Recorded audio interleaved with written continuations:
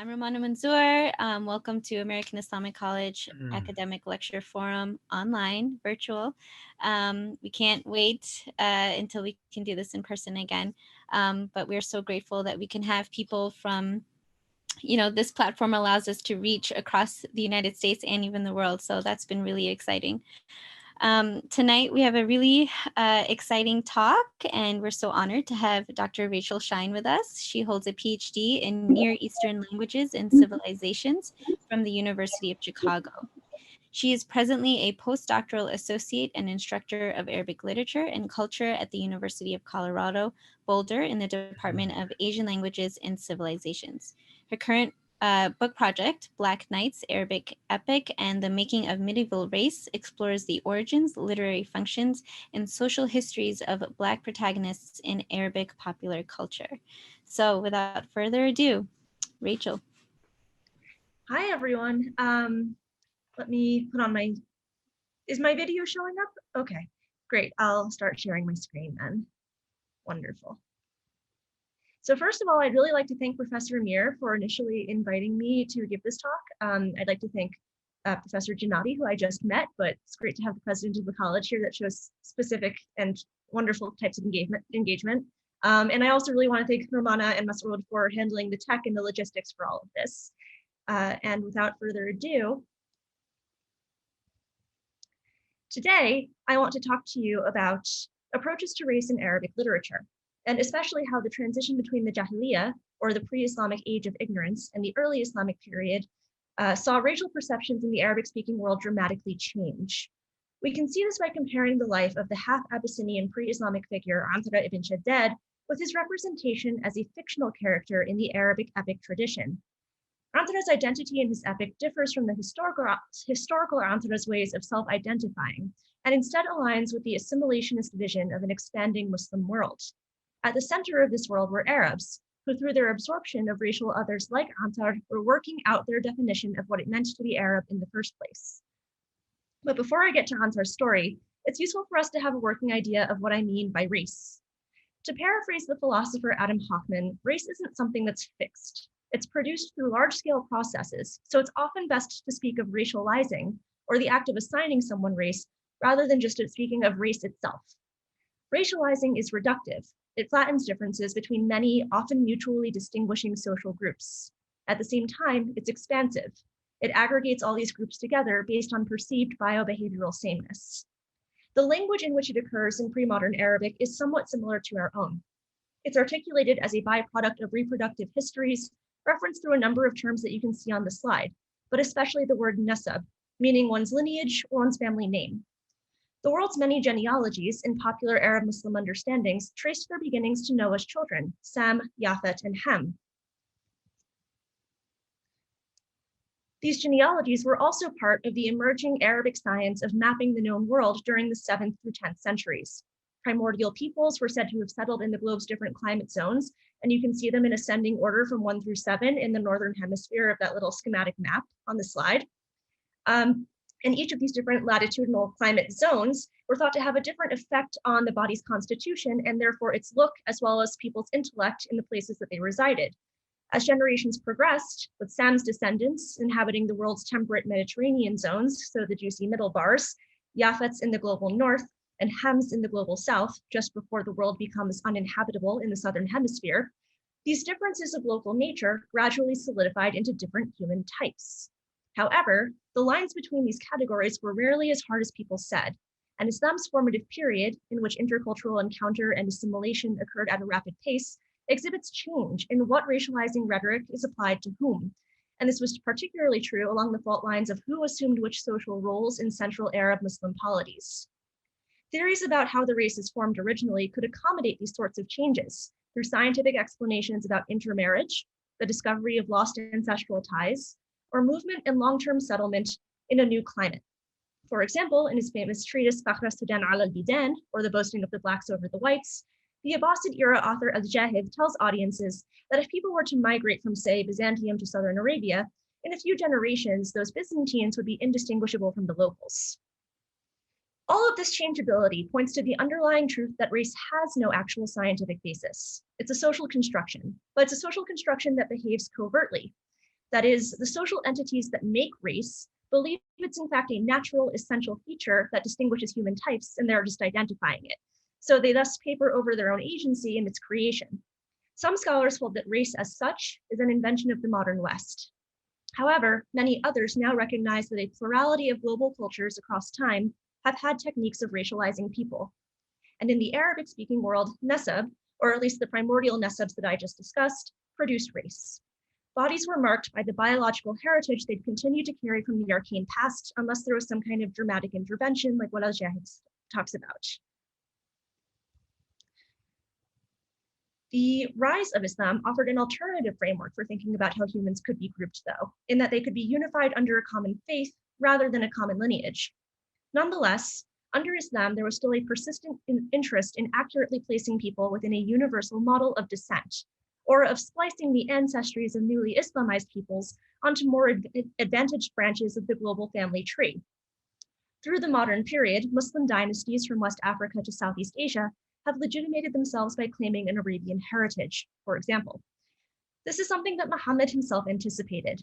In his words, "My community has 4 things from the Jahiliyyah, or the age of ignorance, that it will not relinquish: boasting of inherited merit, or ahsab, this idea that legacy could proceed generationally as well as lineage; insulting one another's lineages, or ansab, the singular of which is nasab; praying for rain from the stars; and public mourning."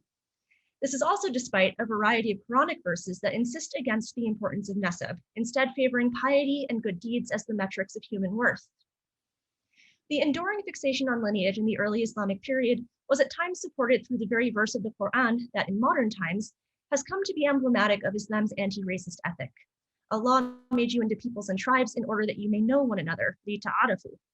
Ibn Hazm, for example, reasoned that ta'aruf, mutual knowledge or acquaintance, called for the careful itemization of human differences through genealogical science. For how can one truly know other people without knowing their nasab? Scientific methods were used to help confirm nasab in scenarios where divergent appearances cast individuals' relations in doubt. In one prominent case, a physiognomist, who is someone who can read people's features for deeper meaning, which is a field of study that originated with Greeks like Hippocrates and Polemon, determines that Zayd, Muhammad's adoptive son, is in fact the father of his son Osama. This is despite Zayd being said to have been whiter than cotton, while Osama was a deep, dark black. Unexpected changes in the appearance of livestock or humans across generations, as with brown camels having black offspring, are described in another hadith as resulting from a literal extirpation, or nizah, of a family's root, or irq. This calls to mind the possible chaos caused by changes of physical appearance arising suddenly in one family. And this particular anxiety about men having children who look very different from themselves was especially pronounced in the early Islamic period, when enslaved women were regarded as fully sexually accessible to the men of their household, and under the still new and crystallizing systems of Islamic law, the children were born free and took their father's nasab. This structure led to what Ali Mazrui has referred to as ascending miscegenation. So he says, in slave conditions, Islam insists on ascending miscegenation. If the father is Arab, the child is Arab, regardless of whether the mother is a wife or concubine, and regardless of the nationality of the mother. In contrast, in the pre-Islamic period, such children would have been born into slavery unless their father extended an acknowledgement of legitimate paternity to them. Because Muslims cannot enslave fellow Muslims, and because of trends in the global trade in slaves, most concubines were foreign women who would have children who were legally Arab and carried their family's tribal prestige, but who might be raised differently in daily life because of how they looked. Women's domestic slavery is one of the least visible but most quantitatively massive forms of enslavement throughout history. In Central Islamic lands, a great number of these women were of sub-Saharan African heritage. And from very early on, especially in popular literature, Blackness becomes deeply associated with low-class enslaved status in Arabic works, despite the fact that slaves were brought in through raiding, warfare, and trade from all of the Islamic world's encircling peripheries. Indeed, it is through popular literature, that is, literature made by and or for the masses rather than for scholarly classes, that the complex identities and struggles of Black Arabs in the early medieval period come most vividly to life. Today in particular, I want to talk to you about the popular literary work Sīrat Antar, which turns the life of the half-Abyssinian, half-Arab, pre-Islamic historical figure Antarah ibn Shaddād into the most well-known of the Arabic epic traditions. Antarah's story showcases Arabic literature's racial imaginary, that is, what narrative choices around race were available to the epic's authors. But also, because we have the words of the real Antarah with which to compare, his epic points to how its racial imaginary was changed by the changing stakes of racial identity over time in the Islamic world. But first, what is popular epic? In Arabic, popular epics are called Sīr Sha'biyah. The existence of the genre is first attested in the 12th century. The Sīras, collectively composed semi-oral traditions, span Islam's formative centuries and the end of the Mamluk period in the 16th century, by which time most of them were written down. Because they were popular texts, even when they were written down, people tended to interact with them differently than how they did with adab, or elite literature, with which such works are often compared. Adab was often privately owned, and it was transmitted in scholarly spaces with an ijazah certification or shared amongst the elite in highfalutin literary salons. In other words, it was fairly heavily gatekept. Popular epics, meanwhile, circulated primarily through renting volumes and hosting public listening sessions in markets or cafes. Well, cafes came a lot later. Ethnographers say that as late as the 1990s in Marrakesh, people would temporarily purchase a piece of cardboard to sit on in the square in order to hear epics retold. Now, of course, a lot of the stories from epics have been reimagined in film or in Ramadan series. The base word from the phrase Sīr Sha'biyah is sira, which means a life path or a journey, and it goes back to early traditions of writing the biography of Muhammad and his religious and political achievements. It also came to indicate the cycles of heroes typical to the epic tradition, who likewise earned their legendary legacies through piously minded conquest. And I say cycles because often the epics revolve around a succession of several generations of heroes, all in the same family and tribe. So for example, Sīrat Antar ends with his children, including his daughter Onaytira, whose name literally means little Antar, taking up his mantle and starting their own heroic journeys. This points to another distinct element of Arabic popular epics, namely the fact that they often incorporate what we might now call diverse characters, more so than many other genres. The women warriors of Arabic epic, like Onaytira, have attracted a lot of attention, but there are also many characters of Black or Afro-Arab heritage. I make this differentiation between being Black and being Afro-Arab because some of the heroes, like Antarah and Saif ibn Diyazan, have traceable African heritages, even if they are Arab passing, while others, like Abdul Wahab and Abu Zayd al-Hilali, the two at the bottom of the slide, are just the opposite. They appear Black despite having solely Arab ancestry.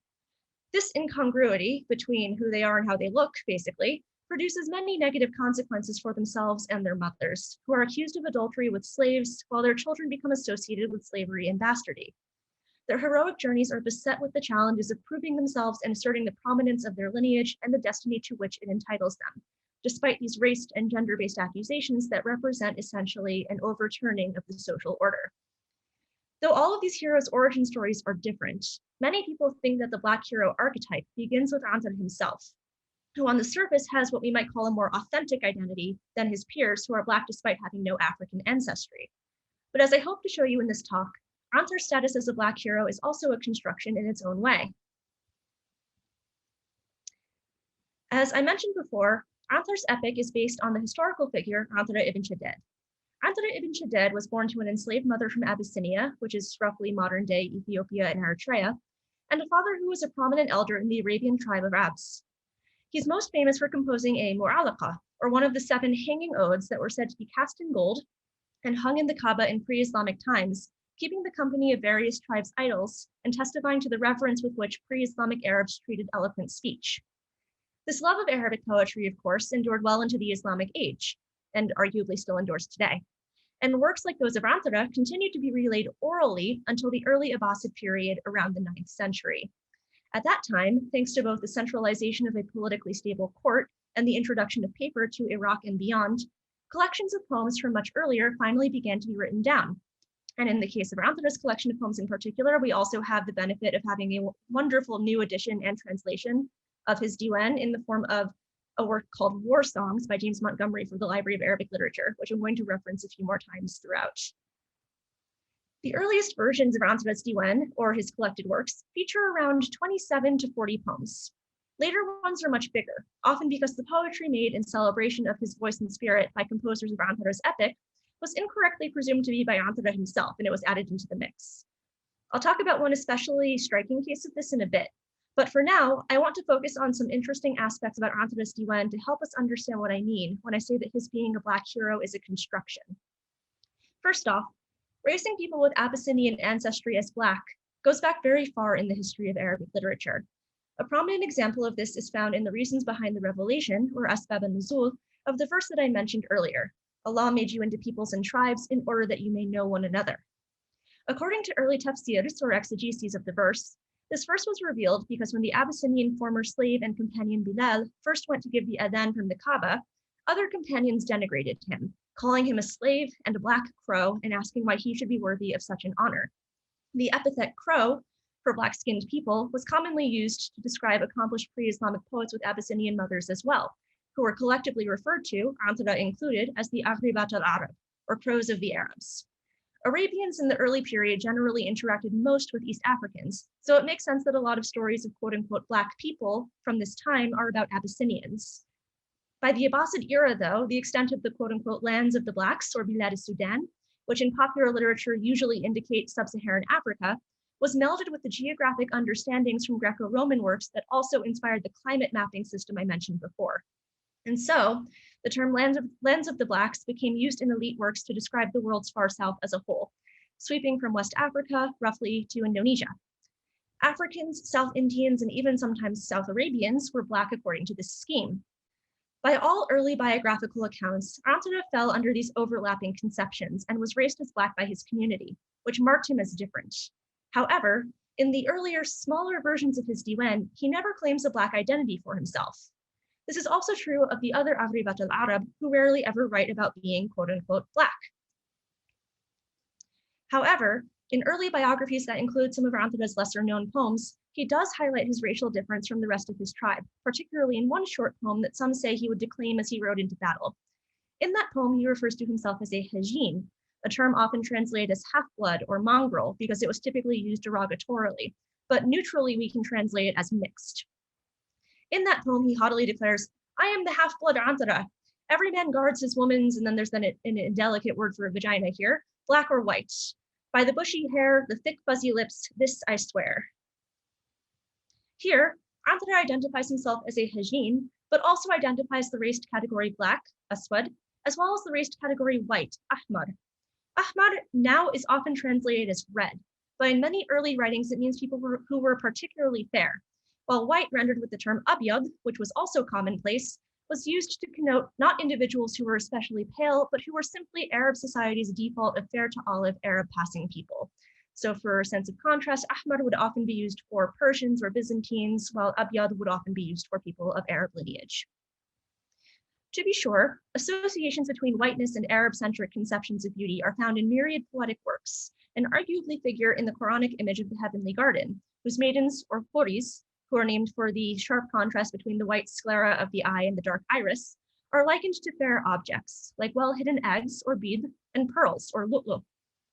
Hadiths describe them as so pale that you can see their marrow through their flesh, a thing that is also said of the first humans in the Qisas al-Anbiya, or stories of the prophets traditions of al-Kisai.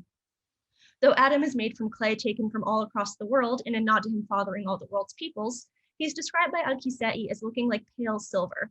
Eve's skin, meanwhile, is said to be yet more delicate and fairer than Adam's. In his epic, the first poem that Antarah's character ever composes, which is an ode to his newfound love in the form of his cousin Abda, references her fair skin, beginning the poem, "Wa bayda," "O white one." Women who were particularly fair from the northern Mediterranean were often lauded for this quality in verse, while, as we'll see below, finding beauty in blackness was typically thought to go against the social grain. But to go back to the poem, here Antarah implies that he does not conform to a white ideal, but nor does he fully associate himself with being black. Instead, he invokes the strategic in-betweenness of being mixed, and in so doing, he implies that he's a threat to all men because he's attractive to all women. In these verses, supposedly recited when first encountering his opponents, he asserts an identity and then glosses its meaning for us. As if to pre-configure people's first impressions as they're trying to place him, he proclaims he straddles categories. James Montgomery sneaks this so-called obscure poem in at the end of his critical edition of Antarah's Diwan, but I personally feel compelled to take seriously that they're possibly authentic verses, especially because of the use of this word hajin, which was soon to become an archaic identity marker. For despite his poetic self-assertion of hybridity, in his epic, the fictional Antarah is recurrently raised as black by those around him. Moreover, he's ascribed a host of other stereotypically sub-Saharan African features. This is especially apparent in his birth narrative, which is preceded by the meet-cute between his father Shaddad, an elder in the tribe of Abs, and his mother Zabiba, who was enslaved on a raid and tasked with tending livestock. Of their meeting, the epic says, Shaddad was charmed by the sight of her full limbs, her soft figure, her beautiful coloring, and her flirtatious eyes. Her eyelids were bewitching, her shape curvy, and in her face there was kindness. Splendor decorated her cheeks, her speech was sweet, and her shape becoming. She had eyes sharper than fate, and the flash of her smile was more dazzling than a mirror. Her mouth was sweet and her posture straight. Some have said she looks like what has been spoken of in poetry, and some attribute a few of the verses from this poem to Qais ibn Mulawah, so Majnun Layla, the famous romantic poet. The poem goes, in darkness lies meaning if you only heeded its clarity. Surely you would find little in white or red. The shapeliness of her body and charm of her gazes could teach the angel Harut to divine and bewitch. Were it not for the blackness of a mole on a white cheek, a lover would not be doomed to love. Were it not for the blackness of musk, it would not sell at such expense. Were it not for the blackness of night, the dawn would not burst forth. And were it not for the blackness of her eye, it would not infatuate her lover at a gaze. Zabiba's status as an exceptional person is couched not only in this apologetic set of lines, which begin with the statement that if people just looked properly, they would find equal beauty in blackness to that of other options, which implies that they often don't. Instead, Zabiba's exceptionality is also rendered in her comportment, being unlike that of other slaves. So the text says, when the Prince Shaddad saw such qualities in this slave girl, she shone in his eyes. He beckons to her and they go off, and she doesn't know what he wants, but then he propositions her, and Zabiba rejects him and is repulsed by this sordid matter, for as shall emerge, the text says she was from a great house, Beit Kabir. Shaddad then offers that she become his wife instead, and she agrees. But this isn't necessarily what the rest of the tribe has in mind, because, quote unquote, according to the conventional wisdom of the people of that time, and due to the ignorance of the Bedouin knights of the Jahiliyyah, it was their belief that anytime someone acquired something, it was licit for him, for they were very ignorant and wayward. Indeed, the storyteller relates that this was because they had no prophet to prevent them from committing sins and no revealed law to teach them the right from the wrong. So then Shaddad's tribesmen basically try to have their way with Zabiba too, but she refuses. And it says, when the slave woman had withdrawn from them and behaved like a free, honorable woman, and did not assent to this hateful matter, because she was, as we have said, from a great household, Nasl Qaum Kirem, then the Prince Shaddad drove off his companions and said to them, I've placed her in my protection. So here, in this passage, the conflation that I previously discussed between blackness and lower class slavery is being perturbed for the audience. And this perturbation is phrased in the language of pedigree and descent, indicating that each group of humans has their own culturally particular social hierarchies. Even if Zabiba has been brought into the tribe of Abs on terms that contradict her standing in her own culture she had highborn prestige and was from a great house, Beit Kabir, and from Nasl Qaum Kirem, or from an honorable line of people. When Zabiba gives birth to Antar, his appearance sets the stage not only for his heroic ascent, but also the many racialized complications that beleaguer it and limit his position in the tribe. So it says, that night Zabiba went into labor as the creator of creation willed, and she did not stop screaming from the earliest portion of the night until daybreak. Then she gave birth to a son, and he was black and swarthy like an elephant, flat-nosed and broad-shouldered with wide eyes. The creation of the glorious king was round-faced, peppercorn-haired, large-mouthed, with mud-colored nostrils, broad-backed, solid of limb and bone, and had a large head and legs like chunks of cloud, with big ears and pupils that emitted sparks of fire. As the poet has said of him in these verses, this black man resembles the shadows of night, as though he were a cut of stone. His arms have a wide span, his stature is like a giant, and surely you would think him glowering and brown, disquieting to the white and black alike. But then the text goes on and tells us a little bit of an addendum, saying that Antarah, with all of these foregoing qualities, also has the flanks and shoulders of his father, so he resembles Shaddad in shape. And when Shaddad sees him, he rejoices. So here again in this passage, we're seeing the dichotomy of black and white peoples, especially in that final line of the poem that says Antarah is disquieting to the white and black alike. And again, we're finding that Antarah therefore thwarts categorization. But here it's because he fits a particularly extreme image of a black person. On the one hand, the text tells us that Antarah resembles his mother and his father, but on the other hand, he resembles his father in ways that only serve to shore up his alignment with stereotypical images of African warriors, who were prized in the formative Islamic period for military enslavement because of their supposed size and strength. Shaddad's approval for Antar for all of these qualities is short-lived, and he soon begins to reject the child, who must then prove himself in order to earn his father's approbation and that of his tribe, and with it, the promise of freedom and the assumption of his father's family name and lineage. Throughout this process, Antar vocally distances himself from his mother's heritage. He refers to his half-brother Shaybub as son of a black woman, Ibn Saudet, and not as his kin, while Shaybub always refers to him as brother, Ibn which literally means son of my mother, so saying, you're the son of a black woman too, it's the same person. And in one particularly impassioned poem, Antarah displaces all of the stereotypical physical qualities with which he's associated onto his mother Zabiba, despite her foregoing description as being quite exceptionally beautiful and such and forth. In part of the poem, which is a long boast poem about skill in battle, Antarah makes a direct claim on the free Arabness that his father's manumission of him confers, by caricaturing his black mother, distancing himself from slavery, and promising to violently defend his claim to tribal standing, saying to his peers, "While you are numbered among the slaves, my ambition is higher than the Pleiades and Spica," which means that it spans the whole night sky. And if a knight of Abs were to refute my ancestral name, which here is Nisba, which shares a root with the word Nesab, the bite of my lance and sword will settle the matter for me. I am the son of a black-browed woman who stalks about like a hyena at campsite traces. Her legs are like that of an ostrich, her hair like peppercorns. From beneath a veil, her front teeth glint like lightning flashing across the night's cloak.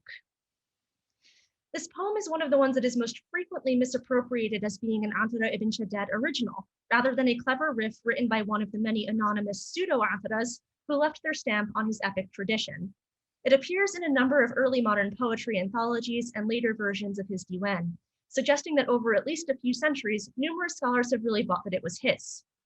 The poem iconically represents Antarah's status not as a Hajin, but as a Black Arab. Gone here is the subversive in-betweenness evoked in the earlier poem.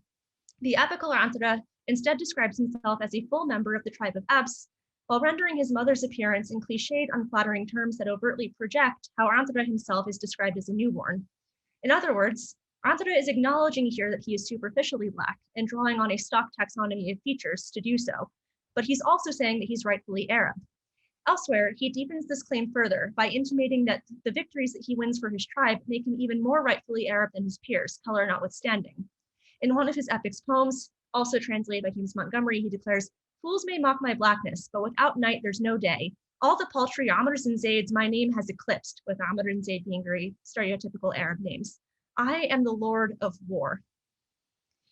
Whereas a Hajin, in his own words, Antarah is defiantly marshalling his mixedness as a strength.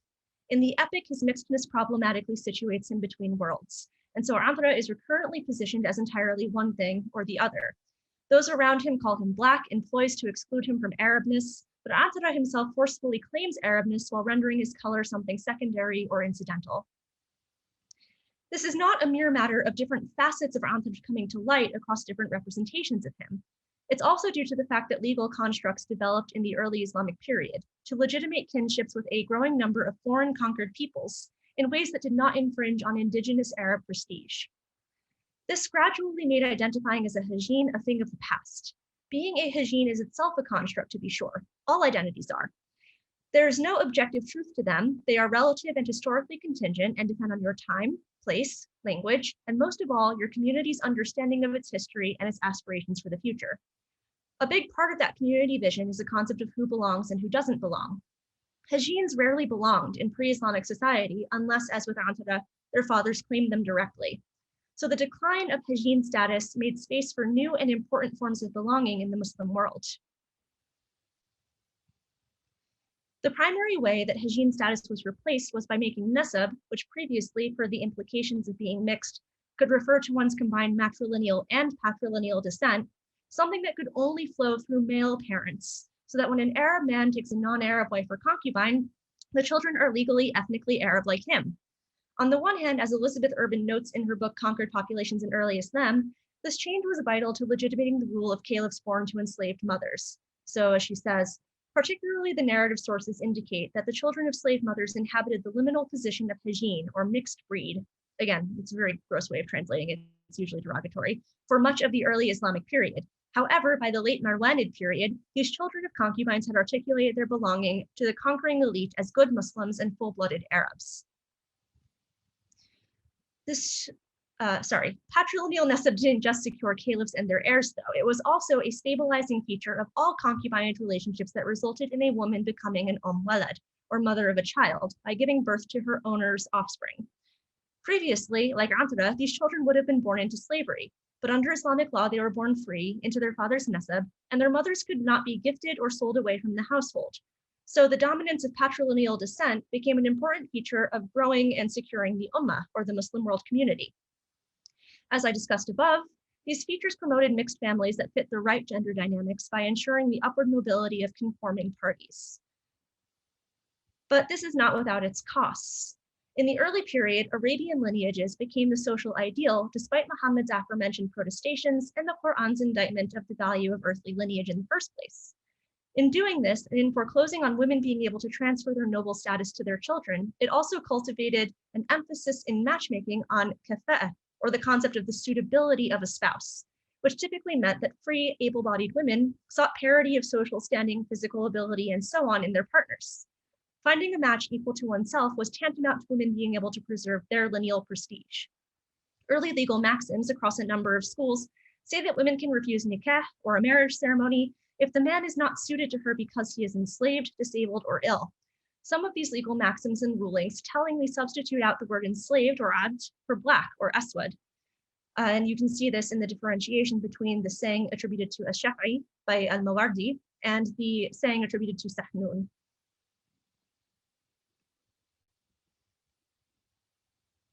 Even as patrilineal nasab normalized the Arabness of slave-born children, people with heritages from populations who are most subject to enslavement were still often not perceived as looking Arab enough. Unlike the historical Antarah, the epical Antarah very clearly reflects the urgency of clinging to one's patrilineal nasab. He also reflects the tensions caused by disparities between one's apparent race and one's legal ethnic status, especially for someone like him whose appearance is associated with non-Arabness and unfreedom.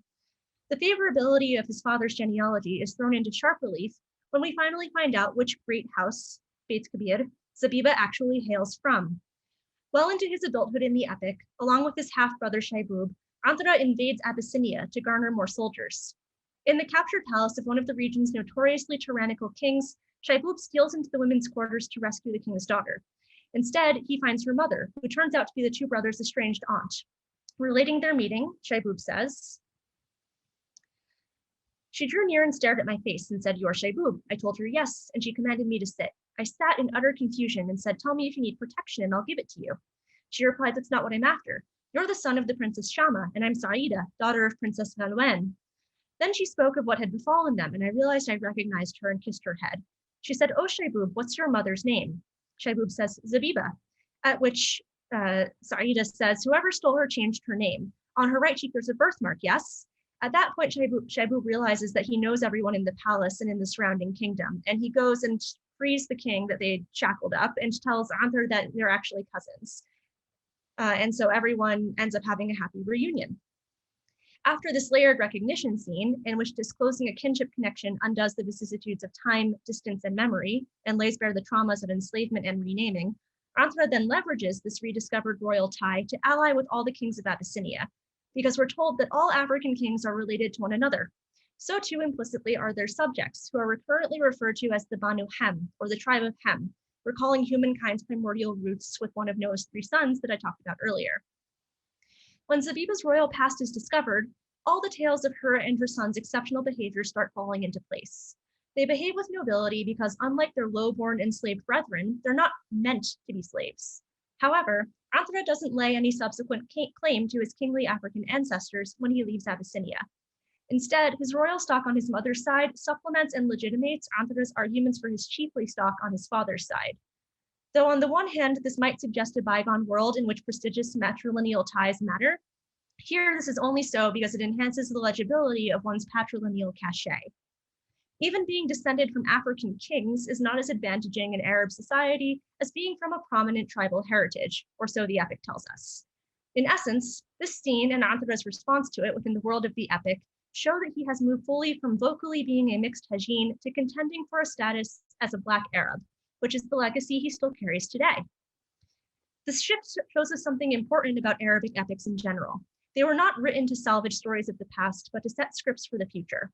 Antarah's identity in the epic doesn't line up with the historical Antarah's attitudes, but it does line up with the concerns of an expanding Muslim polity with an Arab center that was learning how to encounter and embrace others, and concurrently was determining its definition of what it meant to be Arab at all.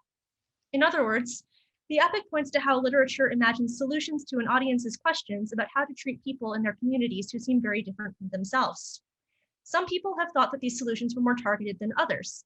The Orientalist Robert Brunschvig, for example, described Antarah's Sīrat as an educational project designed to defend the birthrights of children born through slave concubinage. He adduced the epic's existence as, quote, proof that the question of such children had some immediacy and demanded a liberal answer. Hearing tell of a non-passing Black Arab of such undeniable merits may have made elevating freeborn children with foreign mothers in Arab households a more palatable prospect for people. Antarah's treatment in the epic would then indicate the very prejudices that his storied achievements are meant to counteract.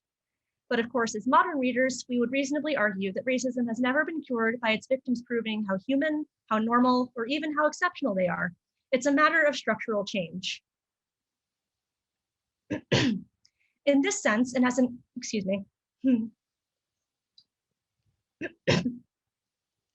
In this sense, and as an emblem of how far societies still have yet to go, Antarah and his stories don't just hold significance for people of Arab and Afro-Arab heritage. Antarah's life story had a Western reception in the early 19th century that has only recently experienced a mainstream resurgence. At the height of British Orientalism, when Grub Street authors were churning out pulpy versions of Antoine Gallant's translation Les Mille et Une Nuits, increasingly known as the Arabian Nights, Antarah made his own much more modest European debut. Tarek Hamilton, a British dignitary working with the Ottoman court, embarked on a translation of Antar's epic under the title Antar, a Bedouin Romance. 4 volumes of translation appeared between the years 1819 and 1820. This came a mere 20 years after the initial discovery of Antar's story in manuscript form by the Orientalist Joseph von Hammer-Purgstall. In Hamilton's first volume, in an editor's preface, readers are assured that unlike the opulent and fantastical world of the Arabian Nights, Antar's tale presents, quote, the characteristics of the real Arabs or Bedouins in all their native simplicity. Hamilton's efforts led to Antar being viewed as the semi-legendary chivalric hero of the Arabs, kind of like King Arthur. And about a century later, this unlikely Black hero of the Arabs made his way into African-American writings.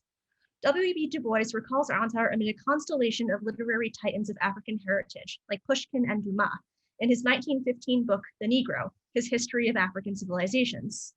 Some 40 years later, Cedric Dover, who was himself half Indian and half English and very taken up with Du Bois's question of the color line, wrote an incisive exposition of Antar, the Black Knight, in Philon, a journal founded by Du Bois. There he states, quote, few poets in any age can have known the extremes of fortune that attended Antar. He became the greatest Arab chieftain of his time, but could not escape in a genealogically minded society the triple stigma of being Black, illegitimate, and once enslaved. He has been described as the father of all knights, but his name occurs nowhere in the knightly chronicles of the West, and the non-Arabic peoples who need him most today have been kept from him by the separation of cultures and the ways of Western prejudice. Dover speaks here of a double prejudice to which Antarah is exposed because of his Blackness, first in his own world, and then at the hands of a racist and imperialist West. In so doing, Dover calls attention to the current parallel plights of Black Americans and, as he called himself, half-caste Indians, whose heroes, past and present, are systematically being written out of history. Of course, being Black for Antarah meant something very different from what it means to be Black in America today, or in Du Bois's time.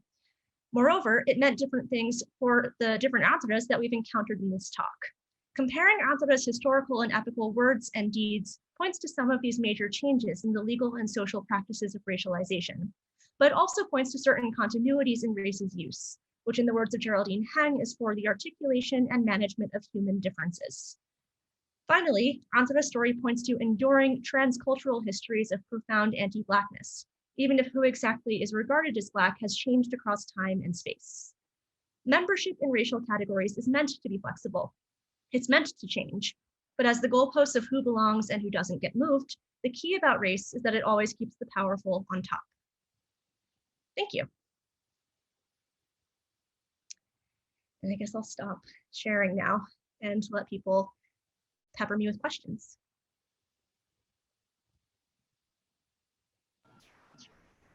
Thank you so much, Rachel. That was very informative and deep and new, I think, to some. I would love questions. If you can utilize the chat box, we have a big group.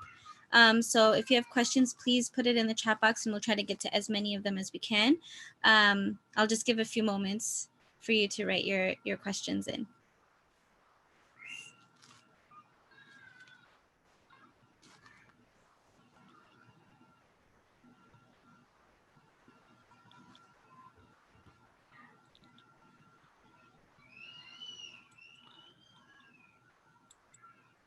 Thank you, Rachel Shine. Hi, thank you. You presented very well and part of the history and Arabic literature. And I think that this is this was the reality and the part of the Arabic literature as you explained in your presentation. So, in my sense, there is no difference between the Arab black and non-black because according to Islamic ideology, there is no differentiation between the black and white. And according to your presentation, there was some things occurred in the history and especially in Arab history, as you notice in the poetry of Arabs, as you mentioned in your Antarahs poetry. So I think you presented very well and mentioned different references from the history. So thank you. Yeah, thank you. And you're totally right. There is so much sort of sacred literature and scripture to support that, you aren't supposed to make these distinctions. And yet, the human story, the epic story, the popular literature shows us that people on the ground in daily life were making these distinctions in ways that we can still kind of suss out and unearth from history, and in ways that changed a lot over time too. So thank you for your comments. Those are very helpful. Very good. Thank you. We have a question here. I noticed in the accounts that references were made to the Prophet Muhammad and the Caliph Ali as if they were contemporaneous with Antar. It's my understanding that Antar ibn Shaddād lived at least a generation before the Islamic period. Is this a case of later interpolation by writers of these stories? Um, and there, it's like two parts. Shall I? Do you want to address that one first, and then, or shall I read the whole thing for you?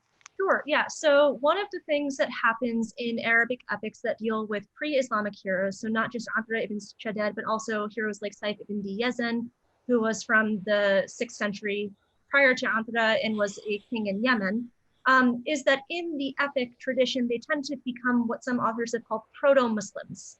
They have these sort of pious sensibilities that come a bit before the time that's reasonable for them to really be activated. Now, in the Epic of Antarah, the way that this often gets stated is sort of what we saw when I talked about how Shaddad's peers in his tribe were treating Zabiba. The Arabs are said to be part of the Jahiliyyah and have this sort of Jahiliyyah mentality. And then Antarah is the one, because he's the hero of the story, who really shrugs that off and presents a new way of life. And yes, this is a few generations before this would have actually happened. So Antarah was born around the year 525 and died around the year that the Prophet Muhammad was born.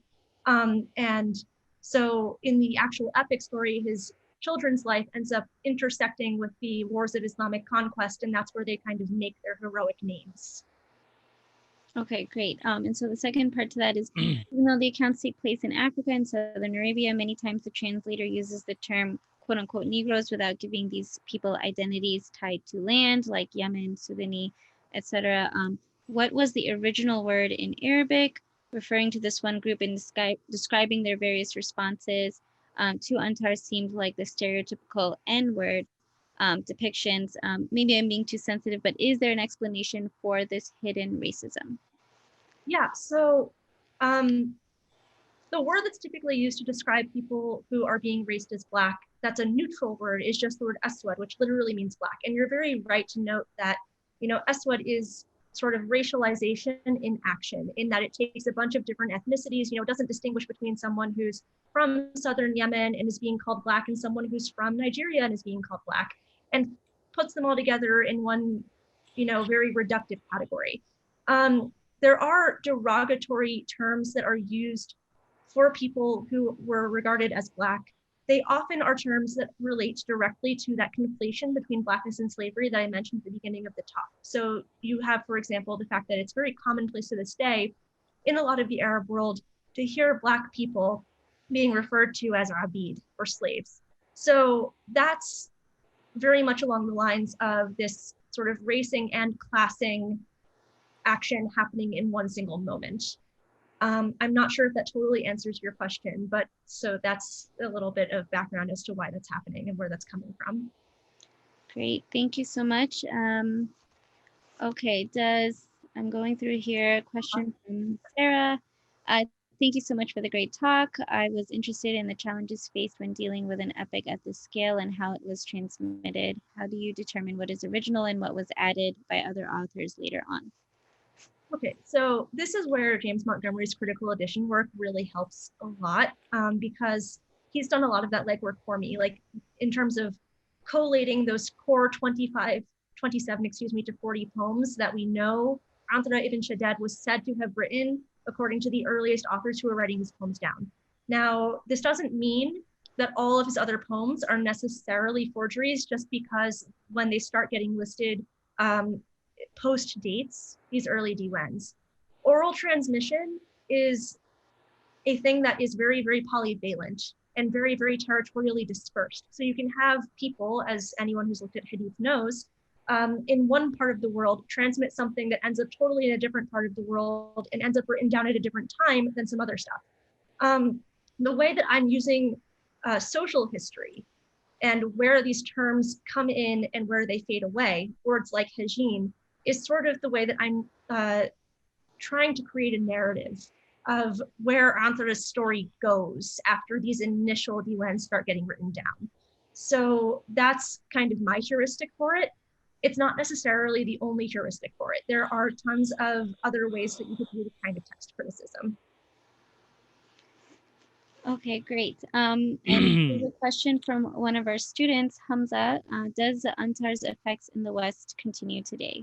Yeah, okay, that's a great question. So I mentioned kind of offhand that there's been a mainstream resurgence of interest in Antarah ibn Shaddād's poetry and his story, and James Montgomery's recent translation is just one testament to that. Another is the fact that, so there was a very short-lived attempt at an English language Antarah comic book by the African futurist author Nnedi Okorafor, and I'm forgetting the name of her illustrator, but a very gifted illustrator.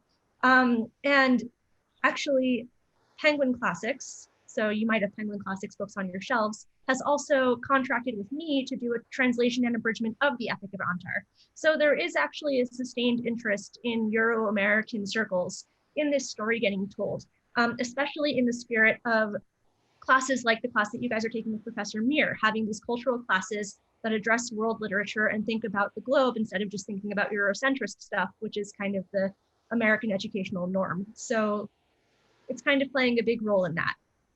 Definitely. So I have a question here from Ahmed. Thank you for this great talk.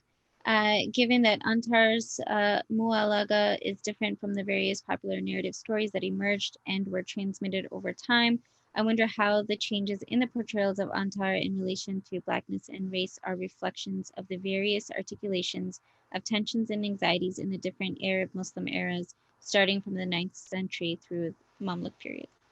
Yeah, so I totally agree with that question / comment. And one of the other places that you can see this is actually, so Siras, as I said before, they're oral and then they got written down, but usually they didn't just get written down once. They got written down in a bunch of different places based on the communities that they were preserved in. So we have a sort of plurality of versions for each epic text, which is why I don't usually call them texts, I call them traditions. So one of the ways that we can track the way that race moves or is understood by different communities who work with these epics is by looking at how it's expressed in variant ways across, territory and time. So an example of this is with the traditions of Sīrat Bani Hilal.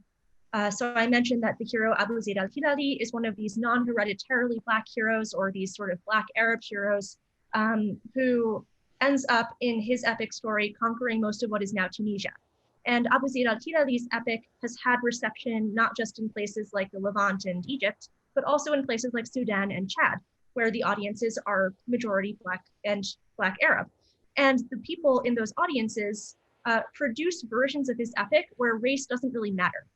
Abu Zayd's heroic handicap isn't that he's Black, it ends up being something else, like he's half jinn or he's descended from some other minoritized population.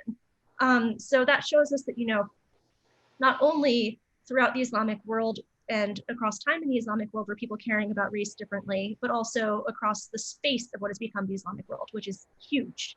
So it's really hard to make essentializing remarks about any of this. So thank you for that comment. Yeah, that ties a little into a question here about Antar's mixed race journey. Reminds me of the model minority mindset today, that I'm not like those Black people, I am noble. So do you think his story was meant to be received as an empowering, affirming one for other Black Arabs, or does this story end up being epic despite his Blackness? Yeah, that's a really good question too. I mean, these are all very good questions.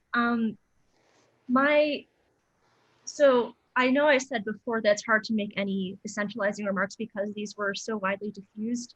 Antarah's epic is kind of unique amongst the other siras because it has a very stable written tradition compared to a lot of the other ones. So whereas you get like 15 Sīrat Bani Hilals, you might get, you know, 3 Antarahs. And having said that, one of the things that I often describe this as, or describe Antarah's story as, is dealing with the theme of multiculturalism before it was really a word that people knew. And that multiculturalism in the pre-modern Arabic-speaking world seems to have been multiculturalism that's couched in despites. Now multiculturalism is couched in because ofs. We should love everyone because of their differences. We should embrace everyone because they have special identities and all of this sort of stuff. And what Antarah's story is kind of doing is saying we should embrace everyone despite these sorts of identities. And that also kind of goes back to some of the adages and hadiths and sort of Quranic understandings of difference that I talked about a bit earlier too, where it's like, you know, despite all other differences, if you are a believing Muslim, then that trumps everything. And that's your sort of card for membership. So. Okay, great, thank you. So I think this may be the last question. We'll see. We're almost out of time. But there's a question from Kadeen. I hope I'm pronouncing your name correctly. Forgive me if I'm not. Springboarding from the identity and referring to the people referenced only through their Blackness. The discussion framed this around Arabness as an identity, as a racial identity, rather than as a complex ethnic cultural identity. So could you expound upon this choice? Yeah, that's a great point. One of the things that I will say is I'm using Arab as a shorthand in this talk very much. And the reason that I'm doing that is because, and there's great work on this, Peter Webb has written a wonderful book called Imagining the Arabs that says that there wasn't really a sense of Arabness as a common identity marker in what we would now consider the Arabian Peninsula full of Arab people until around the late 8th, early 9th century. So about the Abbasid period, which is about when Antarah ibn Shaddād's story starts becoming legend instead of life, right? And the reason for this is because of intercultural encounters, because people meeting other people helps people to define themselves. So Arabness at this time is, I think, behaving, one could say, as a marker that's in flux between ethnicity and race. And one of the things that these solidifications of patrilineal descent and of other types of ways of identifying and making people more flexible at the corners of Arabness and being able to admit it into Arabness does is it kind of makes it an ethnic identity, whereas it's kind of being litigated at the beginning as though it's a racial one, as though it's one that's sort of immutable and entirely based in lineage, and lineage means something very narrow.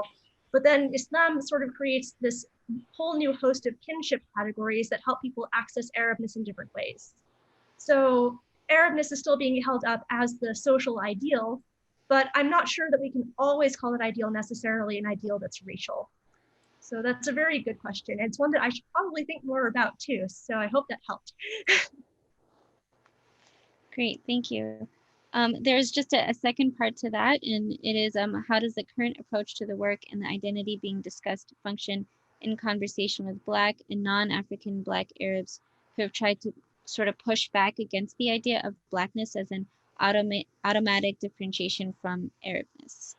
So you kind of touched upon it already, but if you just wanted to expand on that. Sure. Let me just reread that question because I think Sure, yeah, I'm sorry, yeah, it's a long one. An automatic differentiation from Arabness. Yeah, so one of the things that my work is dealing with is that exact sort of personality type, that figure who is pushing back while being raised socially as Black and being told that that sort of is something that excludes them from Arabness, and is trying to access Arabness and make those sorts of claims. And those claims, as I discussed in the talk, are really staked on lineage. So it's not saying I'm an Arabophone person, I'm someone who speaks Arabic, or I'm an Arabized person, I'm culturally Arab, as the way of authoritatively making that claim and resisting being told, no, you're not. It's really through lineage alone that you're seeing this happen, at least in the popular epic tradition. And while I'm at it, it looks like I have a few questions from Matthew Ramadan.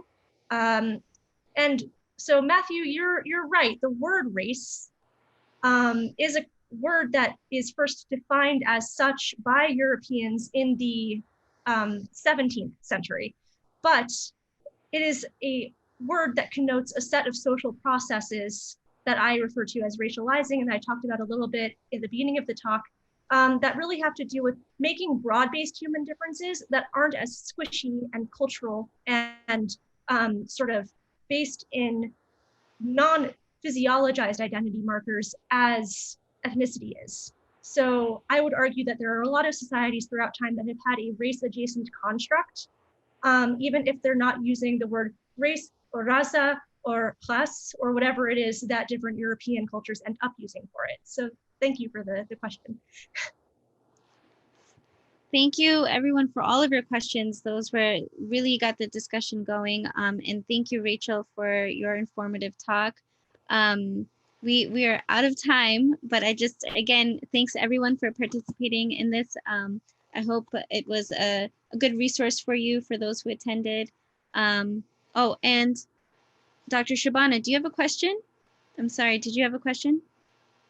No, okay. Sorry, I really just have a very, very short one that was, I was looking at these other questions that Matthew and others were asking and talking about race, right? So very often when we talk about sort of the Arabic epic or like Muslim literature, very often we don't see, you know, the Quranic sort of vision of sort of anti-racism reflected in literature. So, right, so what you're doing is you're looking at literature the way it is. So the way race is actually done, as opposed to the way it should be done. Right. So Yeah. do you encounter that sort of, you know, basically the conflict, right, between these different visions of how race is being done? Yeah, absolutely. I encounter it both sort of in presentations like this one where everyone says, you know, oh, but Islam has all of these like sayings that really support you not thinking this way, but also in the epics themselves. I mean, these characters are really coming up against the fact that they are simultaneously leading warriors in a universal religious movement that's kind of fighting for itself and fighting to expand itself, and the fact that not everyone is being brought into that movement on equal terms. So there's sort of really that dualism exists in the literature itself, and it's kind of part of where all of the lessons for it reside. And yes, peoples and tribes is a common way of translating that verse, by the way. And that's the translation that I used. So, I mean, I think it is anyway. Abdul Halim translates it as races, Arbery translates it as peoples and tribes, and so on and so forth. I would argue peoples and tribes works better, just to continue to have a bifocal conversation with you, Shabana, and the chat. Sorry. Yeah, I know, right? Yeah.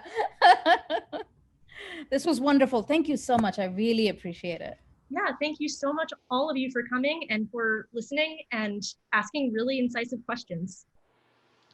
Thank you all. Thank you very much. Appreciate it. And stay tuned for more updates on upcoming events. Thank you, Rachel. Thanks, everyone.